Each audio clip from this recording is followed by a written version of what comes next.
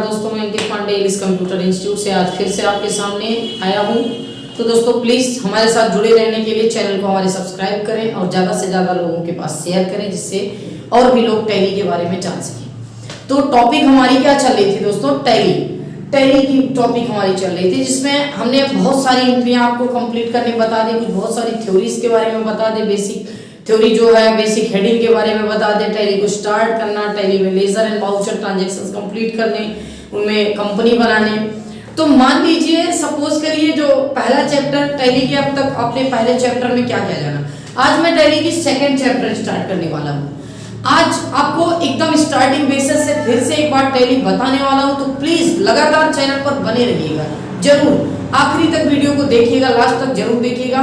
तो आज हमारी टैली की जो सेकंड चैप्टर है वो क्या है, इसमें हमें जानने हैं। बिल्कुल जिस तरह से पहले आपने जाना टैली में नई कंपनी बनाना, कंपनी में सुधार करना, टैली में करंट डेट पीरियड चेंज करना, उसमें लेजर वाउचर बनाना, उसमें कुछ अल्ट्रेशन कमियों को सुधारना, तो बहुत सारी चीजें आपने जानी हमारे साथ जुड़ के।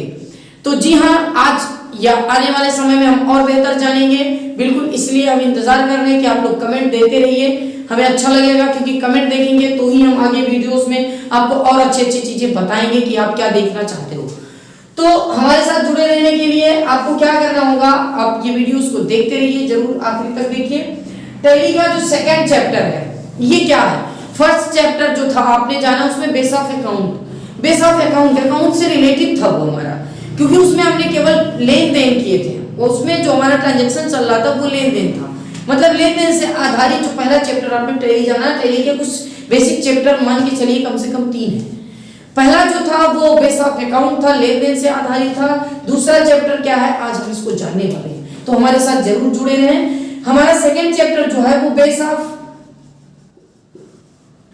ऑफ इन्वेंट्री है, या आप बेस ऑफ इन्वेंट्री कह सकते हैं, या फिर आप इनको base of sales and purchase कह सकते हैं। Base of sales and purchase मतलब सेल्स एंड परचेज का मतलब क्या होता है दोस्तों?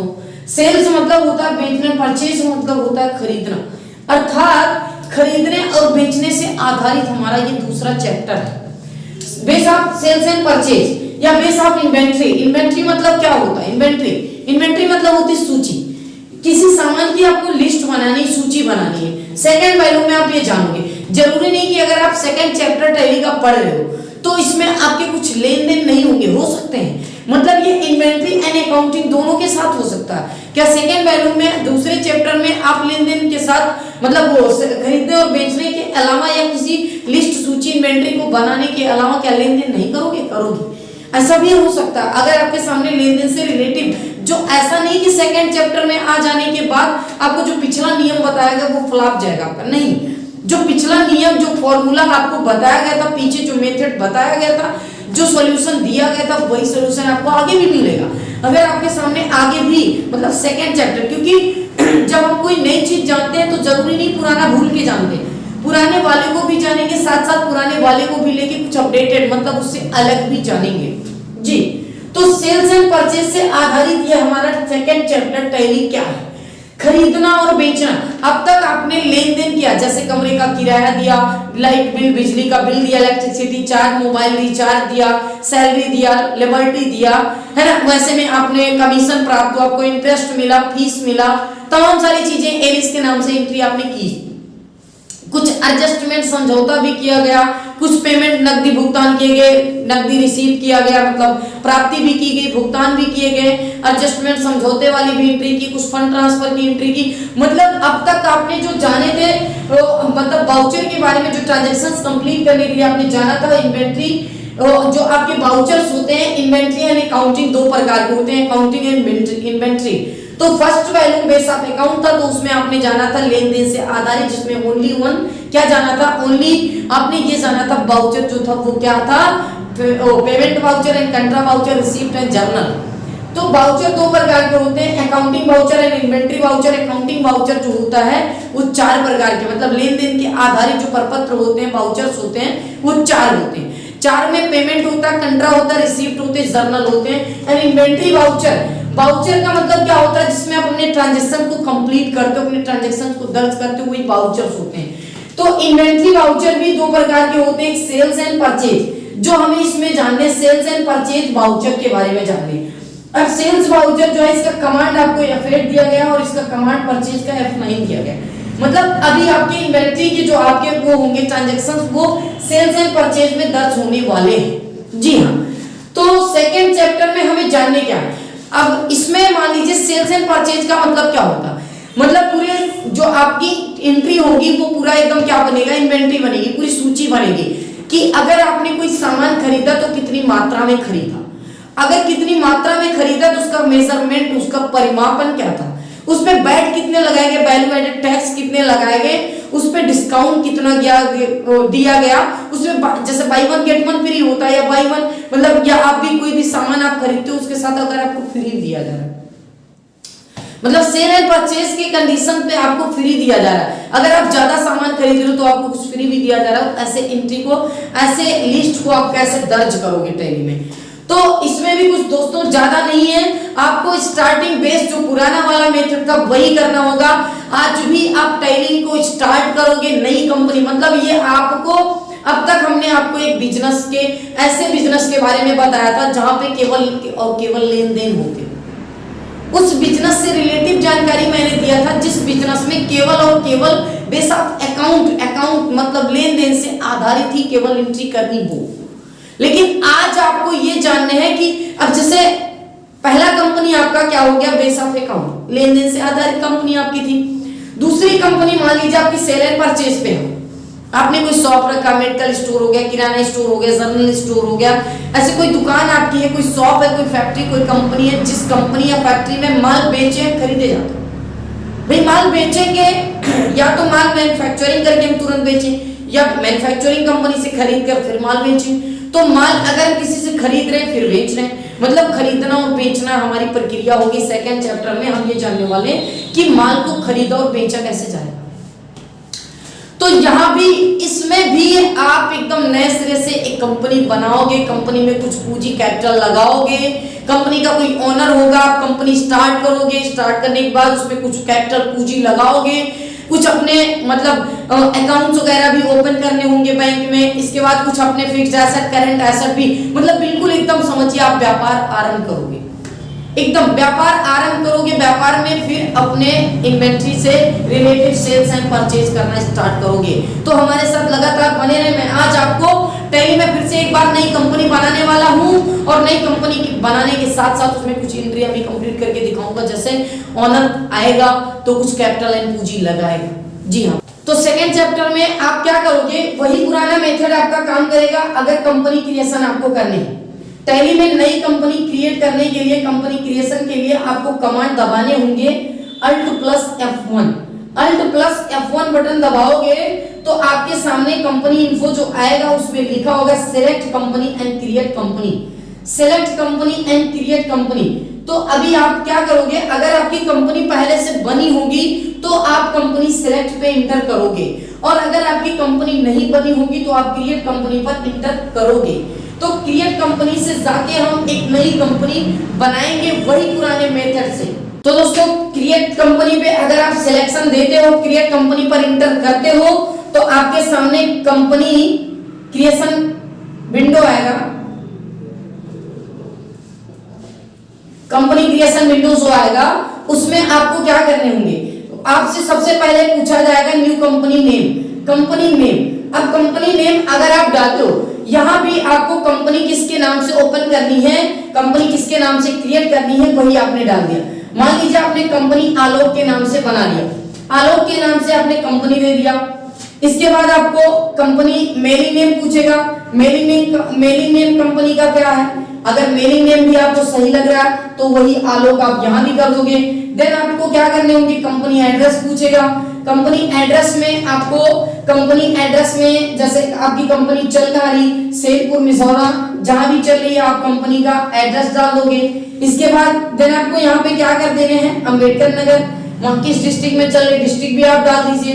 एंड पूछेगा आपसे कंट्री भी आपने दे दिया, जैसे आपकी कंपनी इंडिया में चल रही है, कंट्री का स्टेट आप भी पूछेगा कि स्टेट का आपका किस राज्य में, इंडिया के किस राज्य में आपका चल रहा, तो यहाँ पे मान लीजिए आपने उत्तर प्रदेश दे दिया। आपकी कंपनी यूपी में चल रही है, उत्तर प्रदेश में। इसी तरह से दोस्तों एक आपके सामने फॉर्म आएगा फिलअप के लिए, जो फॉर्म आप फिलअप करते जाओगे, कंपनी पिन कोड पूछेगा, पिन कोड में आपने डाल दिया, जैसे आपका एरिया कोड क्या है ये आपने डाल दिया। देन आपसे कांटेक्ट नंबर पूछेगा, कांटेक्ट नंबर भी आपने डाल दिया, जैसे जो भी है आपका नंबर यहाँ पे डाल देंगे।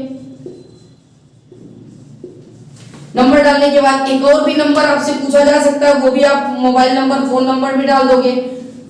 इसके बाद आपसे पूछा जाएगा ईमेल आईडी, अपनी कंपनी के ईमेल आईडी को आप यहाँ पे एंटर करोगे, जो भी आपकी ईमेल आईडी होगी, eris@computersinstitute.in, जो भी आपकी वेबसाइट होगी। इसके बाद आपको यहाँ पे डालने होंगे, जैसे वेबसाइट मतलब आपने ईमेल आईडी भी डाल दी eris@gmail.com, जो भी होगा, एंड वेबसाइट आपको डालनी होगी, आपकी वेबसाइट क्या है, eriscomputersitute.in। इसके बाद आपसे पूछेगा, यही नीचे आपसे पूछेगा फाइनेंशियल ईयर, फाइनेंशियल ईयर पूछेगा। अब फाइनेंशियल, अपने भारत में फाइनेंशियल ईयर जो है मतलब वित्तीय वर्ष कब लागू होता था, 1 अप्रैल से लागू होता है, मतलब अप्रैल से लागू होता है। तो यहाँ पे जो डेट आपको, अगर आपकी टैली डेमो वर्जन है तो, अगर आपका टैली जो है डेमो वर्जन है तो डेट रन अप नहीं करेगी, अगर रन अप करती है तो डेट आप चेंज कर सकते हो, नहीं रन अप कर रही तो जो डेट आपका रहेगा डेमो बेसिस, क्योंकि आप अभी लर्निंग बेसिस पे हो, अभी आप सीखने के बेसिस पे काम कर रहे हो। क्योंकि आपको पहले ही बता दिया गया, जब आप टैली को स्टार्ट करते हो तो आप स्टार्टिंग के समय वर्क इन एजुकेशनल मोड पे सिलेक्ट करते हो। वर्क इन एजुकेशनल मोड मतलब अभी आप शिक्षा से रिलेटेड, मतलब इसे सीखने के पर्पज से स्टार्ट करो, डेमो वर्जन है, तो यहाँ पे आप डेट भी नहीं चेंज करोगे, ठीक है।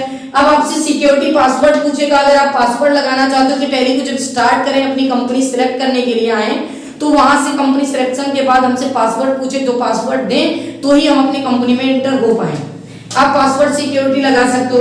इसके बाद आपसे पूछेगा करेंसी सिंबल, करेंसी सिंबल जो आपका है, अपने यहाँ का करेंसी सिंबल INR है, इंडियन रुपीज है। देन हिंदी में अगर होगा तो करेंसी सिंबल ये डाल देंगे। इसके बाद आपको क्या करना होगा, कंपनी अगर आपकी सही है, आपने फॉर्म फिलअप कर लिया, तो आपको एक्सेप्ट करने के लिए, आप एक्सेप्ट करने के लिए एंटर दबाते जाओगे तो एक्सेप्ट फीचर आ गया, एक्सेप्ट कर सकते हो। नहीं तो अगर आप कीबोर्ड से डायरेक्ट कमांड दबाओगे कंट्रोल+A दबाओगे तो आपकी कंपनी एक्सेप्ट हो जाएगी। तो दोस्तों आपने टैली में कंपनी भी बनाना स्टार्ट कर लिया, मैं इसका लैब पे भी आपको वर्क करके सिस्टम पे भी दिखाऊंगा। जी हाँ, तो अभी कंपनी क्रिएट हो गया, कंपनी ओपन होने के बाद, एक कंपनी खुलने के बाद कंपनी चलने लगी हमारी। उस कंपनी में हमें कंपनी को चलाने के लिए उसमें कुछ कैपिटल एंड कुछ फिक्स्ड एसेट, कुछ करंट एसेट डालने होंगे, तो लगातार बने रहे वीडियोस पे और हम आपको आगे ही बता। जी हाँ, आपने कंपनी भी क्रिएशन कर लिया। अब आलोक के नाम से आपने कंपनी क्रिएट की। उस कंपनी में मान लीजिए कुछ आपको कैपिटल पूंजी लगानी होगी। आलोक ने जो कंपनी ओपन की, कंपनी खोलने के लिए उन्हें कुछ कैपिटल पूंजी की जरूरत लगी होगी। तो मान लीजिए सपोज करिए आपके सामने एंट्री आ गई कि मिस्टर आलोक ने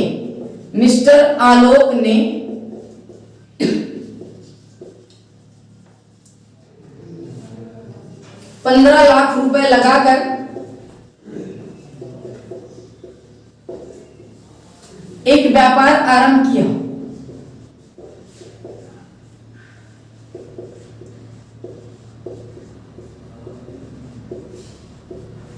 ₹15 लाख लगाकर एक व्यापार आरंभ किया। ऐसी एंट्री आपको कंप्लीट करना दोस्तों बताया गया है, बहुत ही आसान है।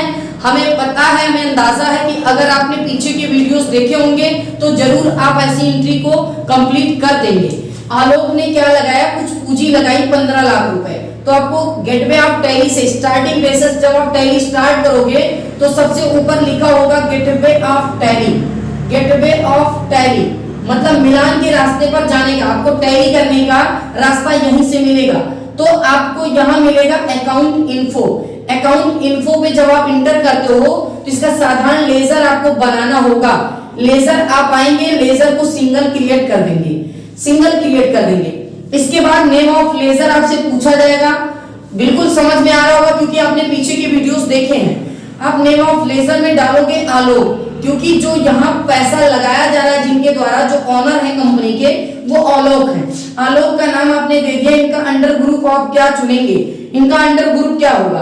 तो अगर आपको ये भी बताया गया कि जब कोई व्यापारी किसी व्यापार को आरंभ करने के लिए, या जब कोई व्यक्ति किसी व्यापार को आरंभ करने के लिए उसमें धन लगाता है तो वह लगाया गया धन उसका क्या कहलाता है? कैपिटल एंड पूंजी कहलाती है। मतलब उन्होंने अपने व्यापार में कुछ पैसे लगाए, वो पैसा उनका क्या होगा? कैपिटल अकाउंट के अंतर्गत जाएगा, पूंजी खाते के अंतर्गत जाएगा, क्योंकि व्यापार में पैसा लगाने का मतलब वो पैसा खर्च नहीं हो रहा, बल्कि उनके व्यापार में एक पूंजी तैयार होकर रखी, उनका एक अंपायर बन जा रहा है, वहां पे उनके पास एक पूंजी बन के रखी गई है 15 लाख रुपए की। एक्सेप्ट कर देने हैं। इसके बाद एक्सेप्ट करने के बाद आपको स्टैप बटन से बाहर आने हैं। स्टैप बटन से बाहर आएंगे तो आपको मिलेगा गेटवे ऑफ टैली में ट्रांजैक्शन। ट्रांजैक्शंस के लिए आपको क्या करने होंगे? अकाउंटिंग वाउचर में जाने होंगे। Accounting voucher. अब वाउचर में जाने के बाद अभी दोस्तों आपको ये बताना पड़ेगा कि किस वाउचर में जाएगा। तो बिल्कुल आपको ये भी बताया गया था कि जो है मतलब नकदी प्राप्त संबंधी एंट्री या पूंजीपतियों को हम किस वाउचर